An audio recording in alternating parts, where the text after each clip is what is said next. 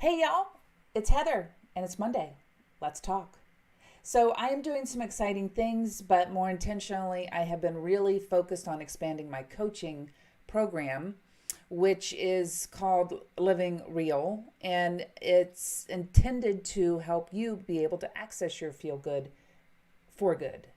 And it's a 6 week program, and it incorporates 2 weeks of looking, 2 weeks of leaning, and 2 weeks of living. So the first 2 weeks are looking, where we go at it with our keyword, which is curiosity. We begin to just curiously observe our behavior, our responses, our reactions to certain situations, our emotional tendencies, perhaps anxiety, overwhelm, mental block, limiting beliefs. We begin to observe things about ourselves, and that curiosity keeps us open and definitely away from all things shame and all things poor self-talk and, just personal judgment. We do not want to have those things in the looking phase. That's why curiosity is the key word. We want to stay open, expanding, flexible. Then we go into week 3 and 4, which is the leaning phase. And that is where we begin to lean into change, lean into going beyond just curiously observing to actually actively becoming vulnerable enough to incorporate change into our lives, both for our emotional, spiritual, and mental health. This impacts our personal relationship with ourselves, as well as our relationships with our romantic partners, friends, and family members. Leaning in is uncomfortable. Vulnerability is uncomfortable.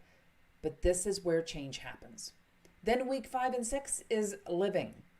This is where we begin to integrate both what we have learned in the looking phase and in the leaning phase, so that we can live and maintain and move forward even as life keeps coming at us. Because the bottom line is, we're always going to be having to look within and then lean in order to live. So that's my program. It's a 6 week thing. I'm taking on clients right now, but I have a limited scope as far as what I can take on as far as clients. So if you're interested, please reach me at letsfeelgoodnow.com. You can talk to me and we can get together and have a connector call, a free breakthrough call, just something that we can start for you if you feel like this is something you're ready to do. Okay. Now, let's talk about today.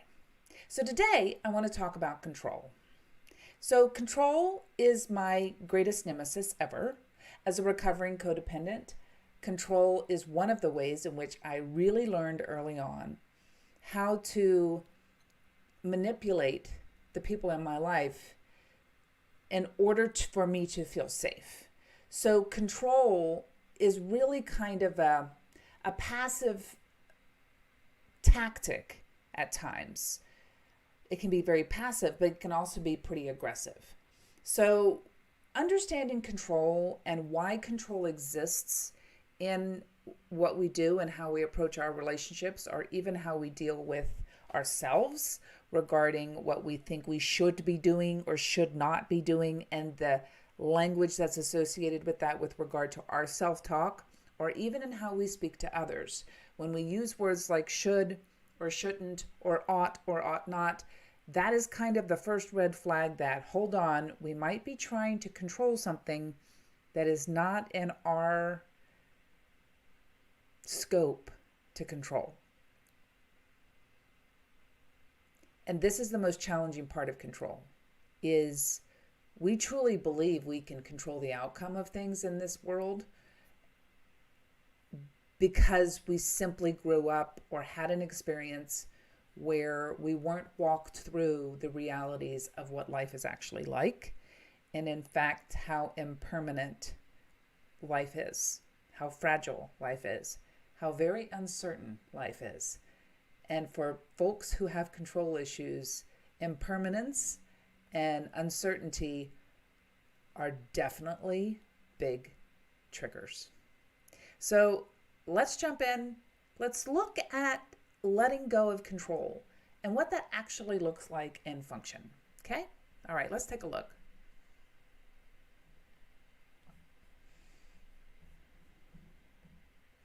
All right, so the key is discovering what you can and can't control. So there are things I can control. There are things I can influence. It's a very narrow window. And then there's things I can't control. So the overlap of can and can't are things that I potentially can influence. And this is sometimes where we get into trouble. Particularly folks with control issues, we really don't realize that we're not really trying to influence, we're actually trying to enforce change. And generally, the people closest to us that we believe they need to be doing something, or they need to make a change, or they need to do something with their lives, and we are not in agreement with the choices they're making, essentially is what we tell ourselves. At least it's what I tell myself. If you're a control freak, you know what you tell yourself. But for sure, I like to control the outcome of things, mostly because I don't want to deal with the results of what could happen. That uncertainty is a big trigger for me. So these two circles and the overlap are going to inform what we talk about today. So letting go of control begins and ends with acceptance. Accepting what actually is rather than what we wish or desire it to be.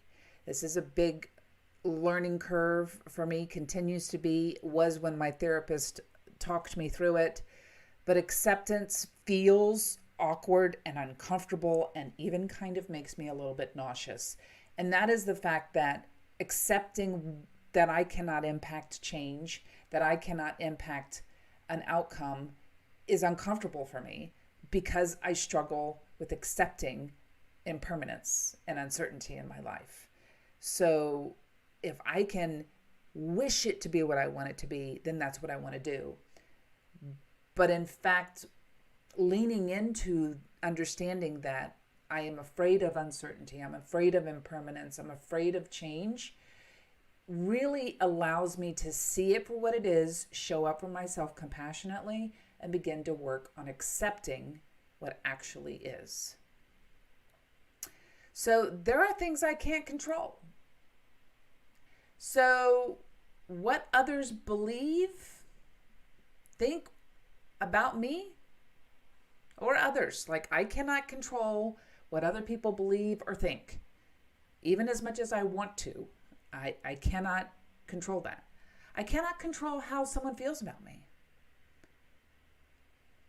Even if I'm doing my very best to show up, even if I'm doing my very best to be present to a situation, or to be a listener, or to be available, sometimes people are just going to be disappointed in me.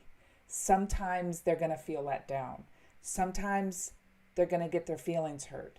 And I can't control those things. I can take responsibility for when I've crossed a boundary, but I can't sometimes control the fact that I will disappoint people or I will let people down.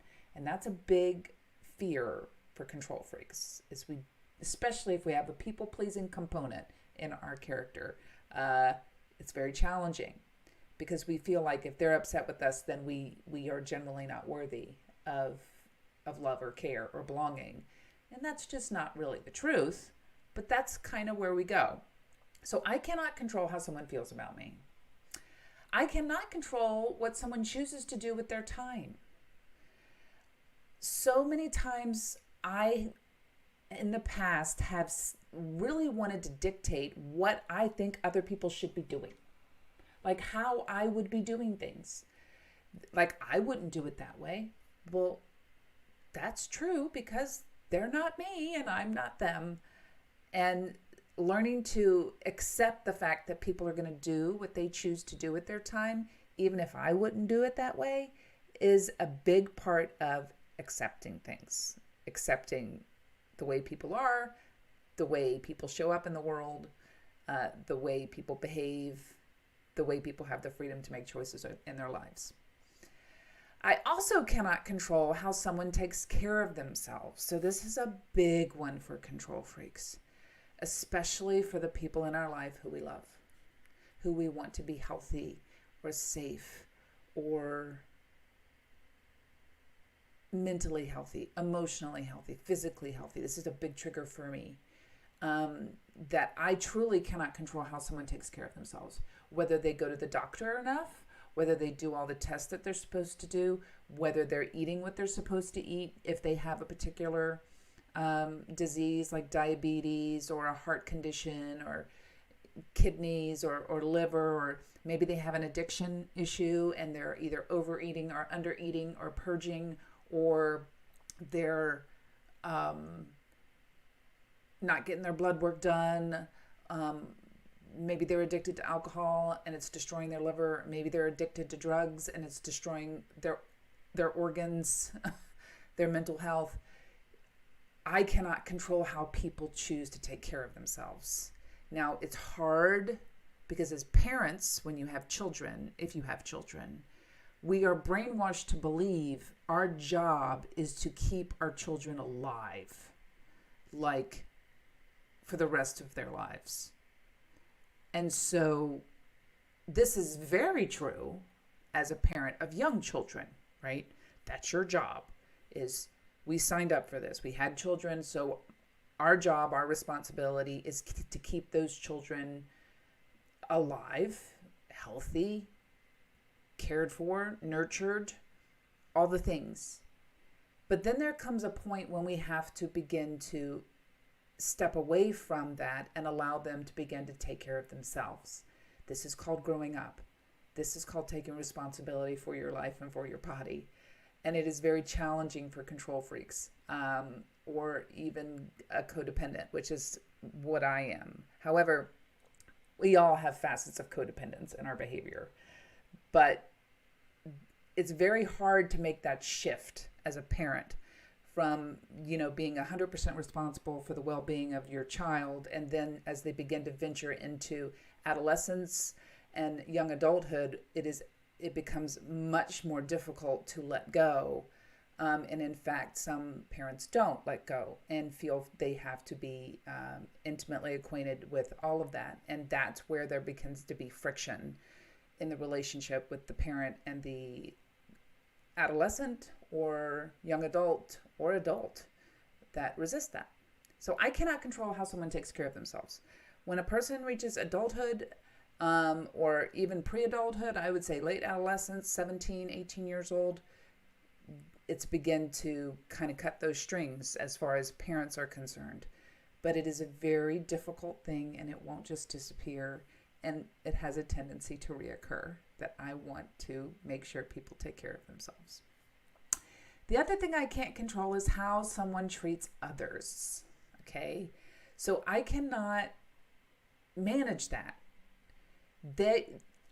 People are responsible for their behavior. I am not responsible for how someone else treats someone. This becomes very complicated in romantic relationships with regard to extended family. And also even in sibling relationships. So trying to manage how other people treat other people is just not my business. I'd say all of this page is not my business, but I cannot take on the responsibility of ensuring that all of my people like each other, like each other, like aren't ever mean to each other, won't ever disappoint each other, won't ever hurt each other. That is just not realistic, but that's really a belief that I have, is I just want to keep everybody happy and content all the time. That's my people-pleasing component for sure.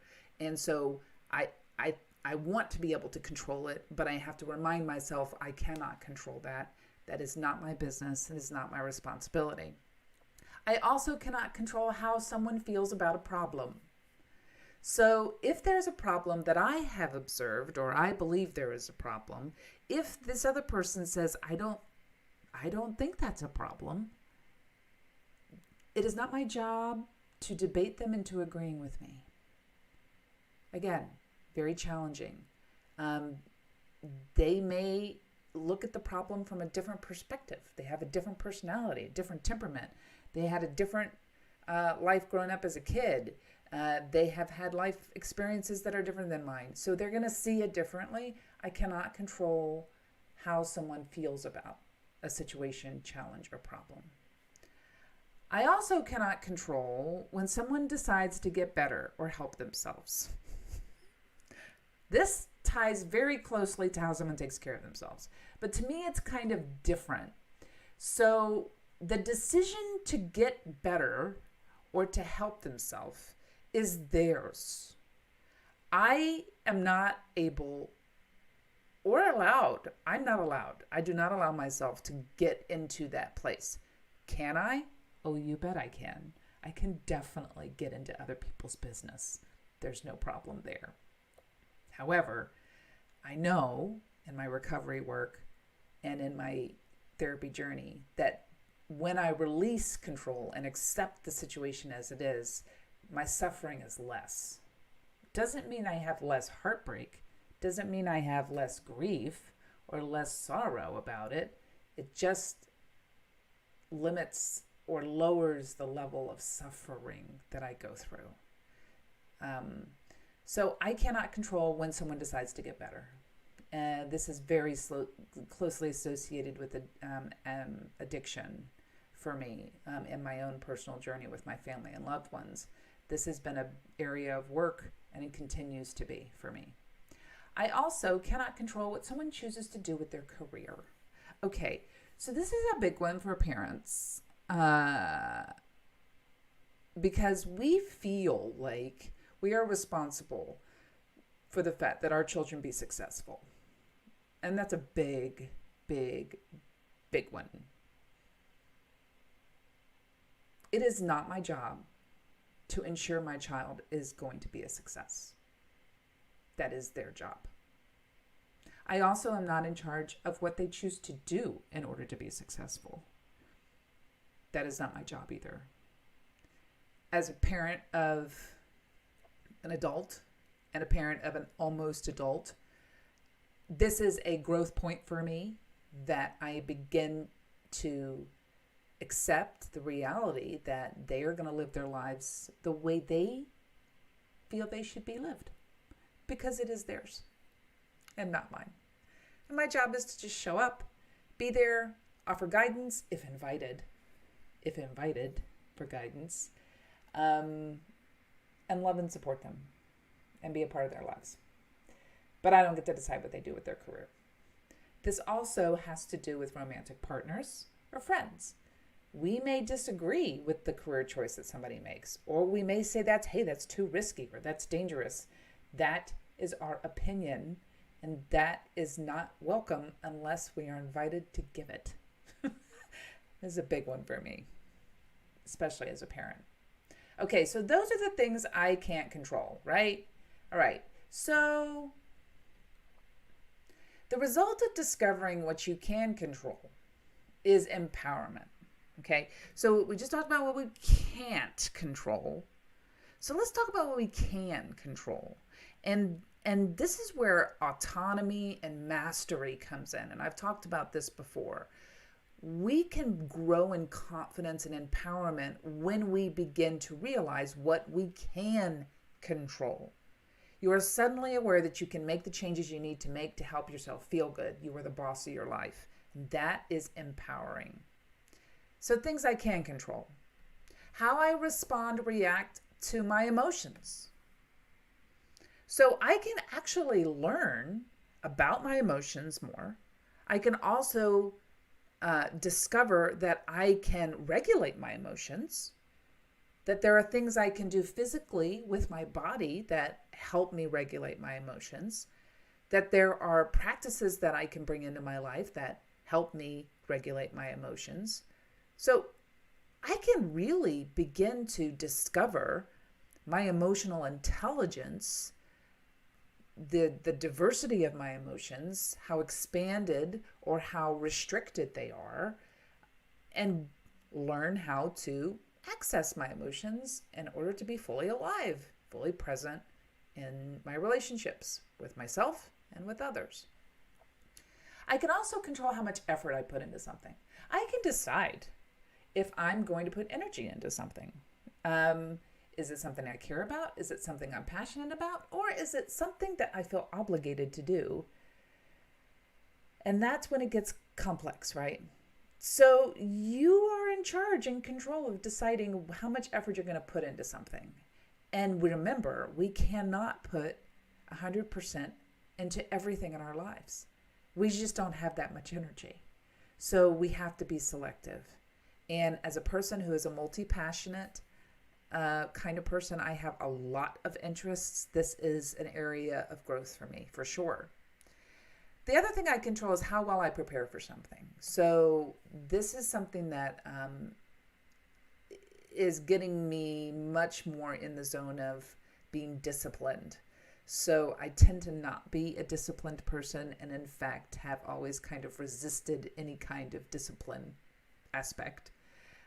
Although as I've gotten older, I realize the importance of discipline with regard to preparation. I can control how well I prepare for something, which then helps me show up for the situations that I need to be at, but then also allows me the time and freedom to do other things without procrastination, without that kind of looming thing over my head. I can prepare for something and it helps my future self. I can also control how I take care of my body. So I can't control how other people take care of their body, but I can take care of my body. And that is, that's a choice. And when we begin to really lean into that, in all the diverse ways you can take care of your body, there are no set ways, right or wrong. You know what your body needs, but you can control that. You can make a difference with regard to how you care for yourself and your body. You can also control what you do in your free time. And this is difficult for people pleasers because we want to please everyone around us. We want everyone to be happy. And so we feel like we are under obligation to kind of go along with what everybody else wants in order to keep everything status quo.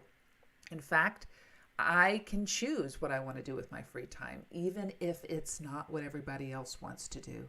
This, again, is a growth point. I can control what I focus on.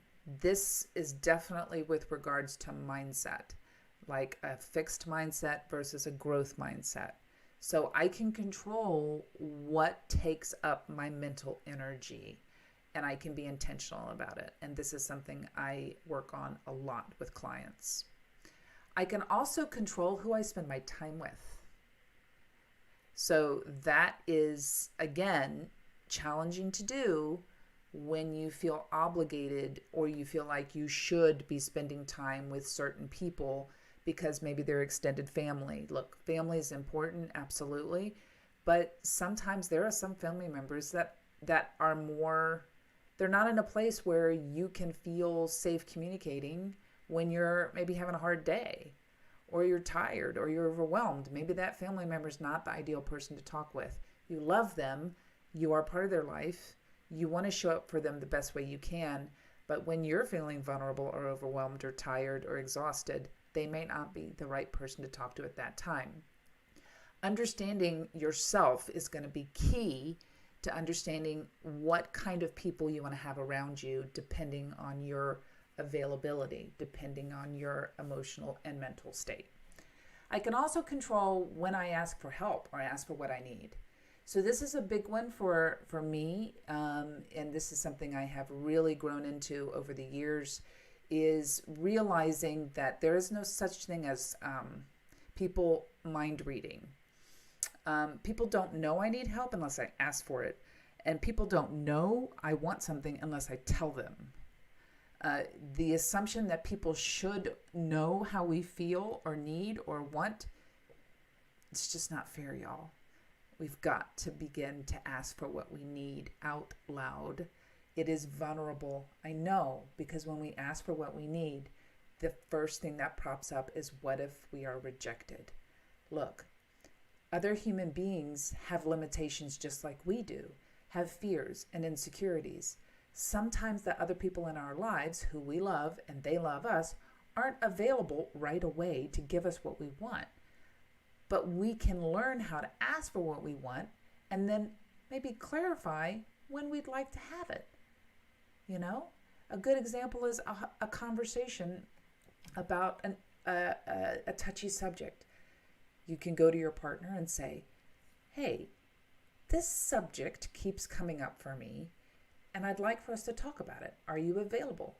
Perhaps the partner says, you know what, I'm in the middle of this right now. Could we talk about it later? Yeah. Is tomorrow okay? Yeah, that sounds good. So now you asked for what you needed. They also got what they needed. And then both of you are going to get what you want when you both are ready for that conversation. That's a great example of something you can control, and also mutual respect and reciprocal care in relationships. Recognizing that detours and roadblocks are part of the practice of responding to strong emotions, it won't be easy at first. Okay, so I think this is from my last presentation, but that's okay because it's totally applicable. So detours and roadblocks are part of the practice of responding to our emotions. This isn't going to be easy work. There are going to be emotions that come up when you begin to really look at control and influence, what you can control and what you can't. So recognizing that there are going to be detours and roadblocks, it's not going to be easy, I think helps us prepare ourselves for what's to come. So here are the things I can influence. Now remember the two circles of can and can't, and then that slim part in the middle that overlaps. So influence is a powerful thing. We are all experience influence by people that inspire us, for example, role models, athletes, maybe social activists, people who just seem to show up in the world and want to do good in the world. So you know what I'm talking about when I say influence. We know what that feels like. So remembering that we are all born to be in relationship with one another. The problem is we have been wounded in relationship, and we're still living in that woundedness place. And that's where it can get a little challenging with regard to trying to control outcomes, because we probably have a wound from our past, from our earliest, developmental years that needs healing. But I believe we are to be healed, and we can be healed in a relationship. And so learning the difference between what you can't control and what you can control can then enable you to become an influencer, a positive influence on the people in your life. So there are things I can influence. Inviting others to take a walk or exercise. So remember what I talked about, you can't control how somebody takes care of their bodies. That's absolutely true, but you can still invite them. Hey, let's go take a walk. Walk and talk if they're a talker. So that's another way that's a way that you can bring influence without controlling. So it's an invitation. Remember, invitations are open-ended. They're not a demand. I can also give others the benefit of the doubt. How many times have you wished someone had given you the benefit of the doubt in a situation, a misunderstanding, a miscommunication? So when I give others the benefit of the doubt, I am offering compassion and kindness. That is a general human thing. We all want to be given the benefit of the doubt the majority of the time. Sometimes we disappoint. We let people down in our lives. We don't intend to, but it happens. And so I can influence positivity by giving others the benefit of the doubt, with the understanding that I too am going to need that sometimes as well. I can also show up in kindness for others. A smile, holding a door for somebody, letting somebody with fewer groceries get in line before you at the grocery store. Little things, y'all. Offering someone a smile. I cannot tell you how impactful a smile is physiologically in your body. So first of all, you can influence somebody else by smiling, because that sets off really good magic chemicals in their body. But do you know that when you smile, it also sets off beautiful magical chemicals that are in your body that actually change how you feel? It actually, just smiling alone and using the muscles in our face to smile activates chemicals, the feel-good, free chemicals in our body. So not only are you influencing others, but you're also influencing yourself when you just smile. Offering time to just be with others. Guys, some people just want to spend time with the people they love. That's all. They don't want gifts. They don't want words of affirmation. They don't want anything. They just want to spend time. That is the easiest part. Time is precious, I know, but when it's the people you love, isn't it kind of worth it? Suggesting to do something fun. So playing a game, trying something new. Now, I know it's hard sometimes to suggest what you think is fun to others who might go, oh, that's silly. Why would we do that? So yes, there's a risk of rejection, but come on, you can try. You can put it out there and do something fun. You can model for others how to be an active, present listener. So listening is a skill. We do not come into this world knowing how to listen. So listening really is a great way that you can influence others to understand the power of listening and what that feels like for somebody to truly be present in a listening space, to hold space for another person to share their thoughts and feelings. Very, very powerful. And you can give others a word of encouragement. It's just like giving others the benefit of the doubt. A word of encouragement can go a million miles. It's incredible. All right. So knowing this, so these are the things I can influence. We've talked about what I can't control, what I can. So understanding the power of influence is how we begin to offer a positive impact to those around us. We realize our choices, I misspelled R, our choices matter, and what we choose to do with our lives is mirrored through those around us. So we realize our influence is just we're bringing some positive energy into the world around us, and that our choices totally matter. Okay, what we do with our lives, what we do with our daily little activities, little actions actually matters because it shows up and is mirrored through those around us. All right, so here's some writing prompts where I'm going to walk through these. So these are the writing prompts that I would probably walk a client through when we were talking about control and also accepting the as is. So a recent situation where I felt like I needed to control the outcome was my daughter. Y'all know my daughter shows up a lot in my work. My daughter, a situation that she's been dealing with, and I wanted to control that outcome.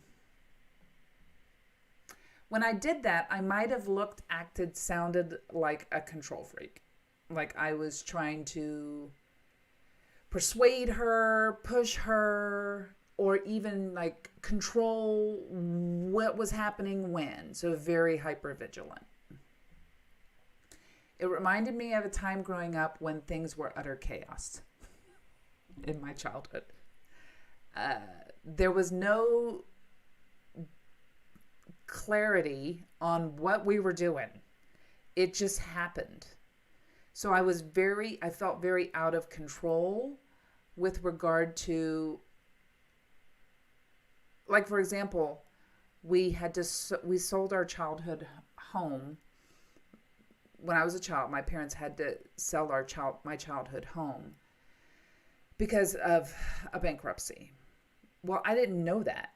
All I knew is that one day, I was about 13, so it was pretty impactful. One day we were moving and we moved across town to this tiny little rental house. And the house, my childhood home, was a relatively middle-class home, nice home, big, to this small rental house. And I was never explained why we were doing this. I learned by listening to everybody around me that this had something to do with the bankruptcy. But still to this day, I don't know the full story of what happened. I know bits and pieces. So there just information was not shared as to why we were doing things. And so it just felt very chaotic to me. I felt like I wasn't in control, and it was unnerving, a little scary. When I remember that story, I feel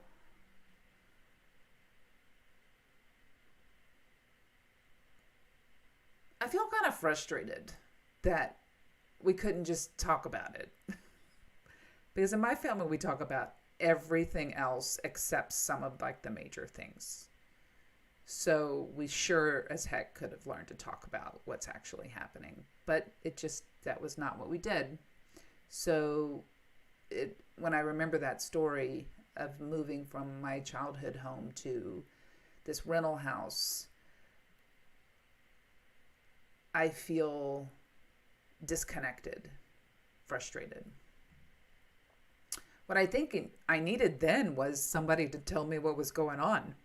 Clarity, transparency, truthfulness.